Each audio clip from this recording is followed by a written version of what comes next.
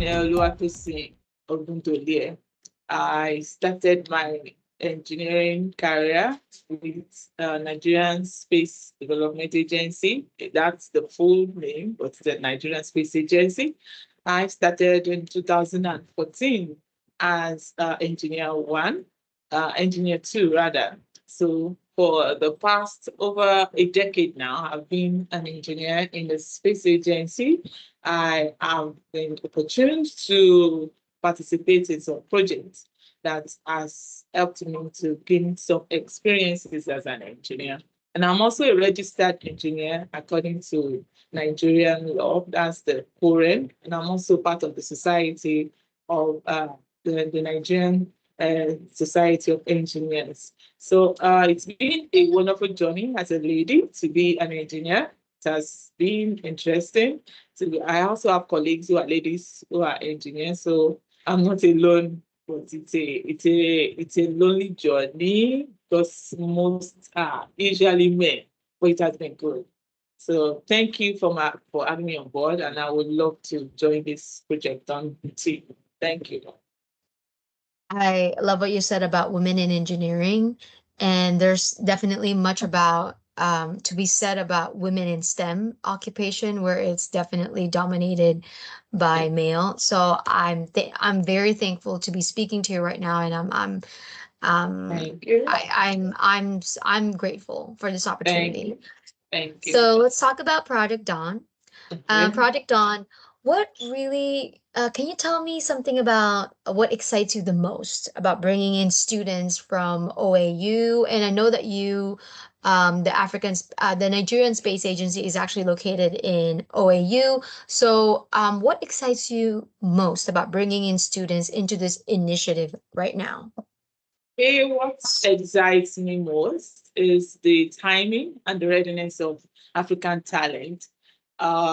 Presently, we have the new generation called the Gen Zs, Generation Z. That's right. That's Yes, right. they are very curious and they are always looking for solutions to real problems. So Project D.A.W.N will be an avenue for them, a platform for them to connect their curiosity to global opportunities. So this will enable them to not just be learners, but they'll be builders of solutions. So, and I'm always happy when I have to work with young people. So Project D.A.W.N is a very good platform for these Gen Zs to use that energy, that curiosity to build satellites, CubeSats that will provide solutions to problems in Africa and the world at large. Thank you. I love that. I love that you mentioned Gen Z is always curious, and Project D.A.W.N is definitely, it's addressing a solution to, Solution to yeah. problems. I love what you said, and I definitely echoed on that. Yeah. How do you envision students who are curious into building and working within Project D.A.W.N? Firstly, they need to be taught. They need to be taught. And the foundation is very important. They need to be grounded in some basic knowledge in satellite communications, such as orbital mechanics, systems engineering, data analysis. And then they need to be taught also on how to use some modeling tools so that those things they are taught in class, they can then practicalize it and then prototype it, like build small systems and then combine it, test it. So, but OAU now will now integrate this by through some research labs, through some capstone projects, so that they can practicalize this thing.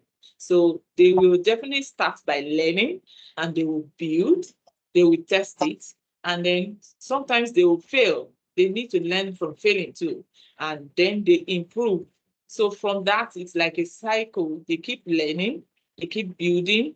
While they fail, they learn the reason why they fail. So from there, they can, Project D.A.W.N can now provide mentorship and provide infrastructure so that they can expose them to real mission requirements, and then all these things they learn in class, it can be brought to reality and they can relate easily with it. Thank you. I love you mentioned about capstone project and learning through mentorship, because Yeah. engineering can definitely feel theoretical, especially if you're doing a lot of capstone projects. Yeah. Um, and Project Dawn, it's definitely that gap, you know, that addresses into actually building flight-ready satellite systems. So thank you for that perspective, Engineer Chosen. So I want to pivot a little bit. There's a lot of talk and excitement about and global momentum right now. If you're able to agree, we're seeing missions like the Artemis 2 push back into deep space. Right now, it's just the moon, and we've just witnessed the far side of the moon, which is exciting for me. Yeah. And there's a lot of interest and possibility across the entire space ecosystem. I mean, you have to agree. So I want to bring that into conversation in Project Dawn. As this global space collaboration grows, how can students position themselves not just as learners and bringing in curiosity, but as contributors to future missions such as like the Artemis 2 and beyond? Yeah. How do you, So, yeah, so Artemis 2 has made us, it has brought in a new era. Yes, it's a symbol of a global ambition in space exploration. Yesterday, we celebrated Yuri Gagarin in my office, which marked the International Woman Space Flight. So from that wow, lecture, we were able to see that Yuri Gagarin, because of his courage, that is why we have so many space exploration programs. Even the United States was gingered, it was motivated by the courage of Yuri Gagarin, which has led to where we are today. But this Artemis 2, which is still the longest and the farthest distance that astronauts has ever gone, has also gingered a global ambition in space exploration. So I believe as Africans, we can see that space exploration is no longer exclusive, it's now love it. collaborative.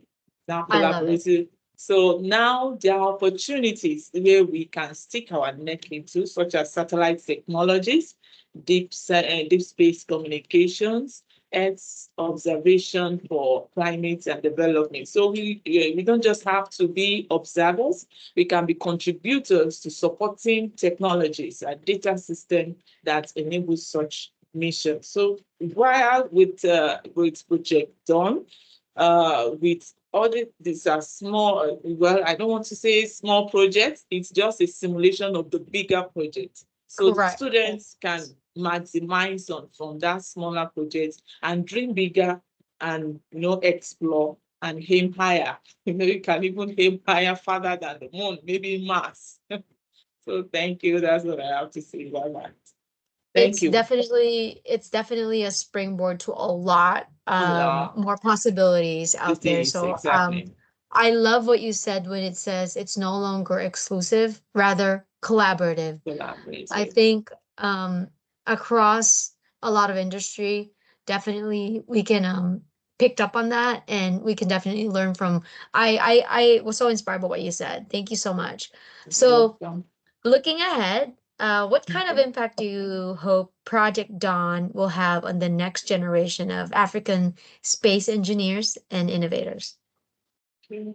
Well, firstly, I see Project Dawn as a catalyst for a new generation of African space innovators, because they will be able to bridge the gap between academic knowledge and industry practice. So, and Love it. furthermore, they will foster collaboration amongst African universities. Considering OAU University working with other universities, it will foster a collaboration, and then there will be mentorship for these young ones. They have mentorship with skilled people, with skilled engineers, even outside of space or outside Nigeria, for example. And then it will inspire students to even go for careers in space science and engineering. So I believe that after they are graduates, they will not just be employable, but they will be capable of leading indigenous space solutions, that will be adaptable to us, that will be like solving African problems using this space, using this space engineering, space science from this Project D.A.W.N. So that's what I have to say about that. Project D.A.W.N. will really inspire them. We make them think broader. Our local problems, we'll be able to address them with space science and technology.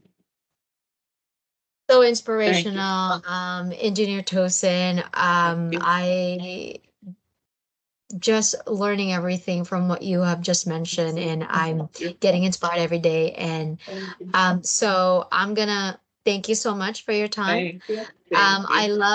I love that you're able to join us. And for those of you who are just listening in, if you didn't catch what Engineer Tosin just said, it's no longer exclusive, but rather collaborative. So once again, I'm Valerie, and I thank you everyone for listening. I'm with Vematron Systems, and I'll catch you next time. Thank you so much. Bye.